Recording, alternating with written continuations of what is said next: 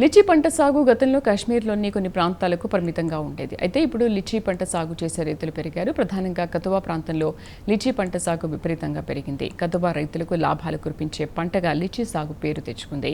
ఇదిలా ఉంటే లిచీ సాగులో రైతులు అధునాతన టెక్నాలజీ ఉపయోగిస్తున్నారు. ఒకవైపు దిగుబడి పెరుగుతోంది, మరోవైపు రైతులకు ఆదాయం కూడా బాగా వస్తోంది.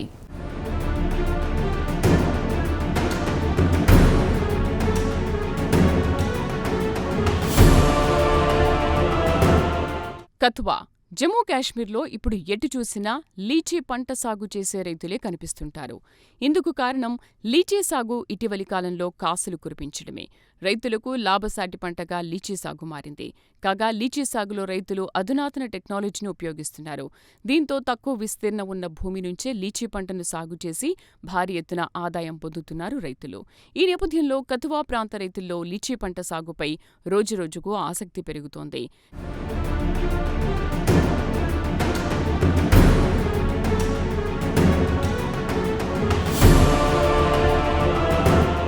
కాగా ప్రస్తుతం సంప్రదాయ లీచీ తోటలను హై డెన్సిటీ ప్లాంటేషన్గా మార్చడానికి జమ్మూ కాశ్మీర్ ప్రభుత్వం ఒక ప్రత్యేక కార్యాచరణ చేపట్టింది. రాబోయే సంవత్సరాల్లో సాధ్యమైనంత వరకు అత్యంత ఎక్కువైన భూముల్లో ఈ విధానాన్ని అమలులోకి తీసుకురావాలని జమ్మూ కాశ్మీర్ ప్రభుత్వం లక్ష్యంగా పెట్టుకుంది.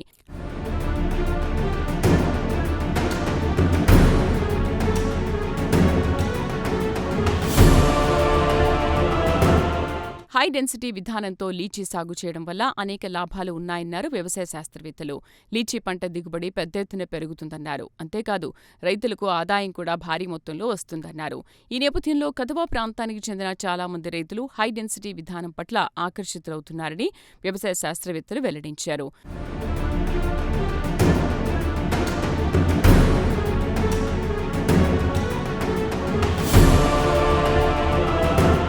కాగా హై డెన్సిటీ విధానం పట్ల కతువా ప్రాంత రైతుల్లో అవగాహన పెంచడానికి జమ్మూ కాశ్మీర్ ప్రభుత్వం అనేక చర్యలు చేపట్టింది.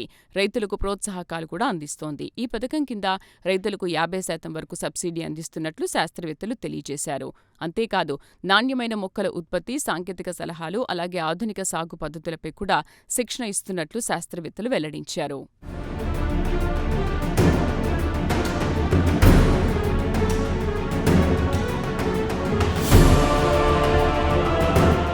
కాగా కతువాతో పాటు జమ్మూ నగర పరిసర ప్రాంతాల్లో కూడా లీచీ పంటను పెద్ద ఎత్తున సాగు చేస్తున్నారు. లీచీ సాగుతో మంచి ఫలితాలు కూడా సాధిస్తున్నారు. ముఖ్యంగా జమ్మూ నగర పరిసరాల్లోని మార్, అలాగే ఆర్ఎస్పురా ప్రాంతాల్లో నీటి వసతి మెరుగ్గా ఉండడంతో అక్కడ లీచీ పంట సాగు అత్యంత వేగంగా విస్తరిస్తోంది.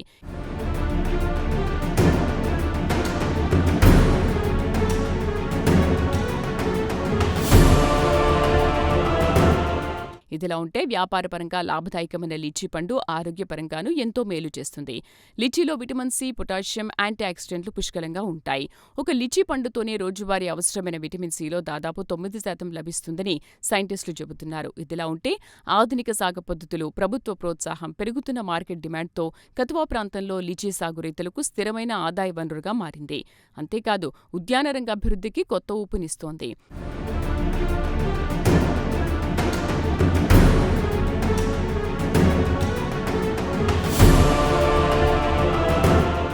కాగా లీచీ పండ్లు వేసవికాలంలో ఎక్కువగా అమ్ముడవుతాయి. స్థానిక మార్కెట్లు, హోల్సేల్ మండీలు, సూపర్ మార్కెట్లు, అలాగే ఎగుమతి మార్కెట్లలో వీటికి మంచి ధర లభిస్తుంది.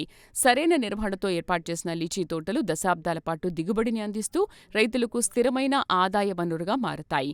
లిచీ చెట్లు వెచ్చని, అలాగే తేమ అధికంగా ఉండే వాతావరణంలో బాగా పెరుగుతాయి.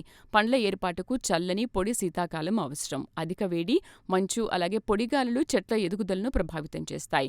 కాగా లీచీ పంట సాగుకు అనుకూల ఉష్ణోగ్రత 20 నుండి 35 డిగ్రీల సెల్సియస్ మధ్య ఉండాలంటున్నారు వ్యవసాయ రంగ నిపుణులు.